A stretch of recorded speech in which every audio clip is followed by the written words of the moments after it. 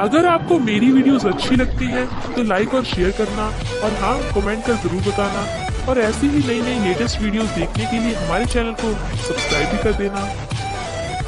Movie the siren witch and deaf soldier की शुरुआत में सोल्जर्स के एक ग्रुप को दिखाया जाता है जो जंगल से गुजर रहे होते हैं। उन सोल्जर्स में से एक सोल्जर डेफ होता है जिसे कोई भी आवाज सुनाई नहीं देती। जंगल में काफी आगे आने के बाद वो सब एक जगह रेस्ट करने के लिए रुकते हैं। उसी जगह पर एक पानी का तालाब भी होता है जो बहुत खूबसूरत होता है। डेफ सोल्जर को पानी में एक सोने का सिक्का मिलता है। सोल्जर उसे अपने पास रख लेता है। उसी वक्त उसे पानी में मूवमेंट फील होती है। दरअसल इस पानी में एक सायरन विच रहती है। उसी वक्त वो सायरन विच पानी से बाहर आ जाती है। उसकी पूरी बॉडी पे बहुत कीमती हीरे और जवाहरात लगे हुए थे। वो पानी पे अजीब तरह का डांस करने लग जाती है और साथ गाना भी गाती है। इसकी आवाज इतनी सुरीली होती है, सब उसकी तरफ अट्रैक्ट हो जाते हैं और इसकी तरफ पानी में बढ़ने लगते हैं। सब इसको हासिल करना चाहते थे। जैसे जैसे लोग इसकी आवाज सुनते हैं वो मदहोश होते जाते हैं। विच अब जोर से चिल्लाना स्टार्ट हो जाती है। उसकी आवाज इतनी तेज होती है कि सबकी बर्दाश्त से बाहर हो जाती है। सब सोल्जर्स पागल होने लग जाते हैं। उनका खुद पे कंट्रोल खत्म हो जाता है। फुल एग्रेसिव हो जाते हैं और एक दूसरे पे हमला करने लग जाते हैं। डेफ सोल्जर एक साइड पे खड़ा होकर सब देख रहा होता है मगर उसको कुछ समझ नहीं आता। फिर उसकी नजर सायरन विच पे पड़ती है। वो उसे देख के डर जाता है। इसके सब सोल्जर साथी एक दूसरे को मारकर पानी में डूब जाते हैं। फिर विच की नजर डेफ सोल्जर पर पड़ती है और विच इसको देखकर जोर से चिल्लाती है मगर सोल्जर को कोई आवाज नहीं जाती। विच बहुत हैरान होती है कि इसको मेरी आवाज से कुछ भी नहीं हुआ। वो सोल्जर डरकर भागने लगते हैं। इसकी आवाज सुन के सोल्जर को कुछ नहीं होता। इस बात से विच इसकी तरफ अट्रैक्ट हो जाती है और इसका पीछा करती है। सोल्जर भागते भागते बहुत दूर आ जाता है और थक जाता है और एक जगह रेस्ट करने के लिए एक दरख्त के पास रुकता है। इसको इतनी थकावट होती है कि इसकी आंख लग जाती है। इसी वक्त विच सोल्जर के साथ आकर लेट जाती है मगर सोल्जर को कुछ पता नहीं होता। कुछ देर बाद जब सोल्जर की आंख खुलती है तो वो अपने ऊपर किसी का हाथ फील करता है। वो हाथ सायरन विच का था। वो विच की तरफ देखता है और उसकी बॉडी पे लगी कीमती जवाहरात को देख के लालच में आ जाता है और इनको हासिल करना चाहता है। इसी वक्त विच की आंख खुलती है और वो वहाँ से चली जाती है। सोल्जर इसका हाथ पकड़ता है तो इसके हाथ में कुछ हीरे आ जाते हैं। सोल्जर इसका पीछा करता है और दोनों तालाब के पास पहुँच जाते हैं। सायरन विच तालाब पर पहुंचकर सोल्जर को किस करती है तो जवाहरात जो इसके लिप्स पर लगे थे उसकी वजह से सोल्जर के लिप्स से ब्लड आने लग जाता है मगर वो डेफ सोल्जर लालच में होता है। वो फिर भी विच को किस करता है। सायरन विच सोल्जर की बॉडी के साथ साथ डांस करती है। फिर वो सोल्जर सायरन विच के सर पर पत्थर मारकर उसे बेहोश कर देता है और उसकी बॉडी से सारे कीमती जवाहरात उतार कर एक कपड़े में डाल देता है। विच की बॉडी से ब्लड निकलता है मगर सोल्जर नहीं रुकता और विच की बॉडी को वहाँ छोड़कर सब कुछ लेके वहाँ से चला जाता है। सायरन विच की बॉडी पानी के तालाब के अंदर चली जाती है और पानी में हर तरफ खून ही खून नजर आने लग जाता है। ये भी खौफनाक नजारा होता है। सोल्जर इतने हैवी जवाहरात और हीरे उठाकर थक जाता है। उसे एक जगह एक नदी नजर आती है। वो पानी पीने के लिए रुकता है तो उसी पानी में सायरन विच का भी ब्लड होता है। जब वो पानी पी लेता है तो उसे अजीब सा कुछ होने लगता है। उसके कान ठीक हो जाते हैं। उसे सब आवाजें आने लग जाती है। उसी वक्त सायरन विच पानी से बाहर आती है और अपनी बॉडी की हालत देख के रोती है। उसे समझ आ जाता है सोल्जर उसे प्यार नहीं करता। वो लालच में उसके पीछे आया था। गुस्से में वो विच जोर से चीखती है तो सोल्जर को अब सब सुनाई देता है। वो पागल होने लग जाता है और विच की तरफ बढ़ता है और पानी में डूबकर मर जाता है। इस स्टोरी से हमें पता चलता है कि लालच बुरी बला है। अगर सोल्जर लालची ना होता तो जिंदा होता। मूवी आइस एज की पूरी स्टोरी एक फ्रिज पे बेस्ड है। ये फ्रिज एक ऐसा फ्रिज है जहाँ पूरी दुनिया बसी हुई है। इस फ्रिज में टाइम बहुत जल्दी गुजरता है। हमारी दुनिया के कुछ सेकंड्स वहाँ के घंटों के बराबर हैं। स्टोरी के स्टार्ट में हमें एक लड़के को दिखाते हैं जो कुछ सामान लेकर स्टेयर से गुजर रहा होता है और एक अपार्टमेंट के अंदर चला जाता है और इस सामान में से एक ड्रिंक निकाल के टेबल पर रख देता है। इस लड़के का नाम रॉब होता है। रॉब जिस अपार्टमेंट में एंटर होता है वहाँ सारा सामान बिखरा होता है। उसी अपार्टमेंट में एक लड़की दिखाते हैं जिसका नाम गेल होता है। रॉब और गेल कपल हैं, वो लिव इन में रहते हैं और इस अपार्टमेंट में अभी अभी शिफ्ट हुए हैं। गेल रॉब को कहती है पुराना ओनर अपना फ्रिज यहाँ पर ही छोड़ गया है। रॉब फ्रिज को चेक करने लग जाता है। वो फ्रिज को देख के कहता है ये फ्रिज हमारी न्यू फ्रिज से ज्यादा स्मार्ट है क्योंकि इसकी मोटर नीचे लगी है, गर्म हवा नहीं फैलेगी। न्यू फ्रिज में मोटर ऊपर लगी होती है तो गर्म हवा फैल जाती है। गेल रॉब की लाई हुई वाइन खोलती है और रॉब से पूछती है रॉब वाइन लोगे? रॉब कहता है जरूर और वो वाइन में आइस क्यूब डालने के लिए फ्रिज को खोलता है तो देखता है सारे फ्रिज में हर तरफ बर्फ ही बर्फ है। वो अपने हाथ से थोड़ी बर्फ फ्रिज से निकालता है और वो आइस क्यूब दोनों ग्लासेस में डाल देता है और गेल वाइन दोनों ग्लासेस में डालती है। दोनों चेयर्स करते हैं और वाइन की सिप लेते हैं। रॉब नोटिस करता है इसने जो आइस क्यूब ग्लास में डाला था इसमें कुछ है। वो आइस क्यूब को ग्लास से निकालकर टेबल पे रखता है और गौर से देखने लगता है। गेल रॉब से पूछती है कि क्या हुआ तो रॉब गेल को कहता है इसमें गौर से देखो, तुम्हें क्या नजर आ रहा है? तो गेल मैग्नीफाइंग ग्लास लाती है और देखती है तो हैरान हो जाती है। उस आइस क्यूब में जानवर था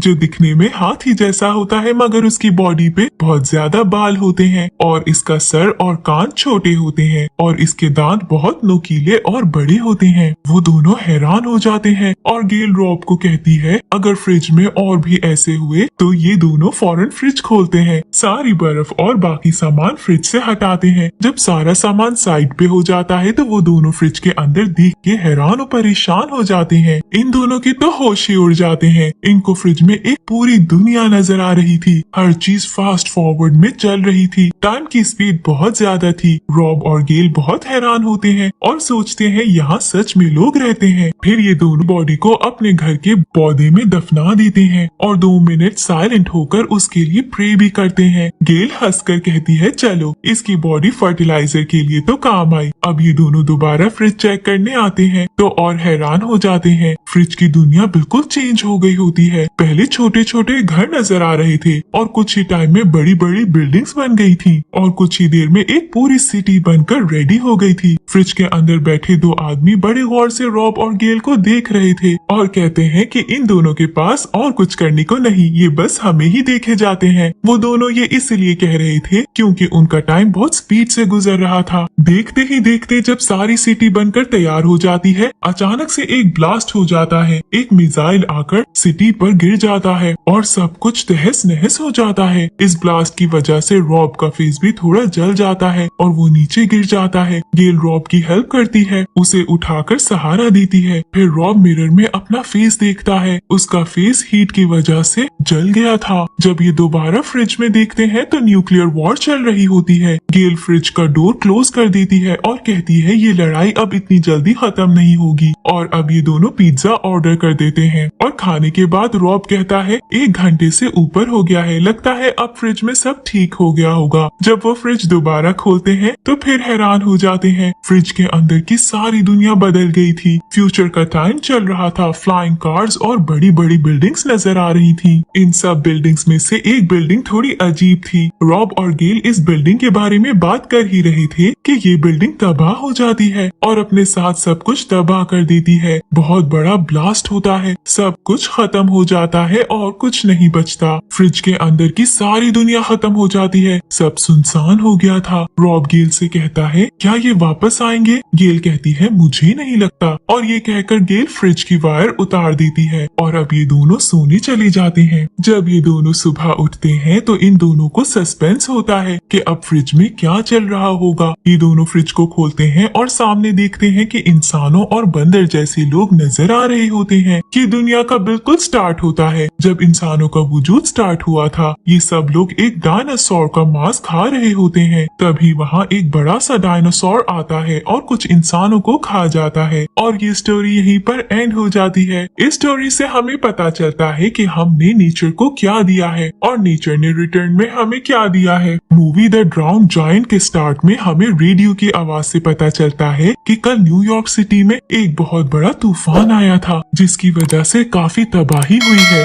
सब कुछ तहस नहस हो गया है। फिर हमें 2 साइंटिस्ट दिखाए जाते हैं जिनका नाम स्टीवन और माइक होता है। वो अपनी कार पे लेक साइड पे विजिट के लिए आए थे। उनके साथ उनकी की एक फ्रेंड भी होती है, क्योंकि उन्हें एक खबर मिली थी कि लेक पे कुछ अजीब चीजें देखी गई हैं। जब वो लेक पर पहुंचते हैं तो एक बहुत बड़े जायंट की बॉडी देखते हैं। वो लेक की साइड पर पड़ी हुई थी। उसकी बॉडी का साइज बहुत ज्यादा बड़ा था। इसकी बॉडी सबसे पहले एक फिशरमैन ने देखी थी और पुलिस को इन्फॉर्म किया था, मगर पुलिस ने इसकी बात पर यकीन नहीं किया और कोई एक्शन नहीं लिया। पुलिस को लगा कोई मजाक कर रहा है, लेकिन जब ये बात सोशल मीडिया पे वायरल होने लगी तो दूर दूर से लोग इसको देखने के लिए आने लगे और आहिस्ता आहिस्ता यहाँ लोगों की भीड़ बढ़ने लगी। स्टीवन और माइक भी इसी जायंट को विजिट करने आए थे। जब ये दोनों लेक साइड पर पहुँचते हैं तो बहुत ज्यादा रश था। बहुत लोग इसे देखने आए थे, मगर कोई भी डरकर इसके पास नहीं जा रहा था। माइक, स्टीवन और इनकी एक फ्रेंड इस जायंट के पास जाते हैं और इसको एग्जामिन करने लगते हैं। स्टीवन कहता है जायंट की एज का पता नहीं लगाया जा सकता, मगर ये जायंट एक यंग जायंट है। अब माइक और स्टीवन इसको देखने लगते हैं। इसका साइज बहुत ज्यादा बड़ा होता है कि इसके हाथ में जो पानी था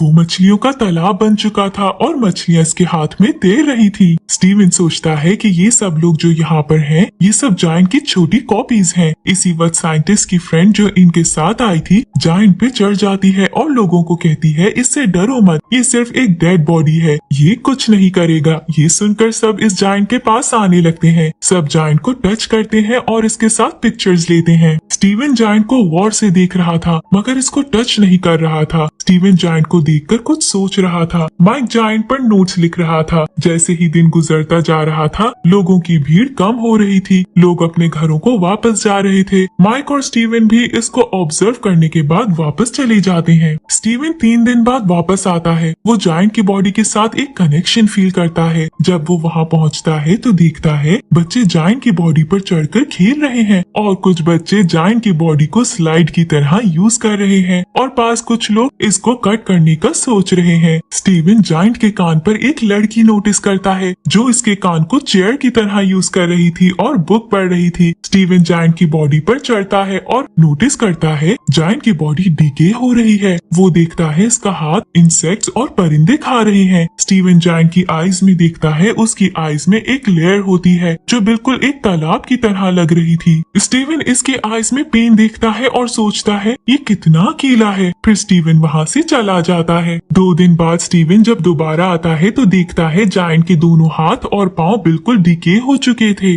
और परिंदे और इंसेक्ट्स तेजी से इसकी बॉडी को खा रहे थे। फिर स्टीवन नेक्स्ट मॉर्निंग दोबारा आता है तो देखता है इस जायंट का सर भी गायब हो गया है। इंसानों ने इसकी बॉडी का ये हाल कर दिया है। सर के बगैर जायंट बिल्कुल भी इंसान की तरह नहीं लगता। स्टीवन का जो इसकी बॉडी के साथ कनेक्शन बन गया था अब वो कम हो रहा था। अब स्टीवन काफी टाइम जायंट को देखने नहीं जाता, लेकिन जब जाता है तो देखता है अब वहाँ सिर्फ उसकी हड्डियां रह गई हैं। लोगों का इंटरेस्ट भी अब जायंट में खत्म हो गया था। स्टीवन जब वापस जाने लगता है तो देखता है लोगों ने जायंट की हड्डियां अपने घरों और शॉप्स के बाहर शोपीस की तरह लगाई हैं और एक जगह वो जायंट का सर भी पड़ा दिखता है। इसके कुछ बॉडी पार्ट्स म्यूजियम में भी रखे गए थे। स्टीवन अपने ड्रीम में जायंट को देखता है जो अपने बॉडी पार्ट्स इकट्ठे कर रहा होता है ताकि समंदर में वापस जा सके। इस स्टोरी से पता चलता है कि जब इंसान इस दुनिया में आता है तो अपनी प्रेजेंस और एबिलिटी से लोगों को इम्प्रेस करता है। लोग इसकी तरफ अट्रैक्ट होते हैं। जैसे जायंट का सुनकर लोग इसे देखने आए थे, लेकिन जब इंसान मर जाता है तो लोग आहिस्ता आहिस्ता उसे भूल जाते हैं, जैसे जायंट को भूल गए थे। इसी के साथ ये मूवी एंड हो जाती है। Thank you for watching. उम्मीद है कि आपको एक्सप्लेनेशन पसंद आई होगी और ऐसी अच्छी अच्छी स्टोरीज के लिए हमारा चैनल सब्सक्राइब करना ना भूलिएगा।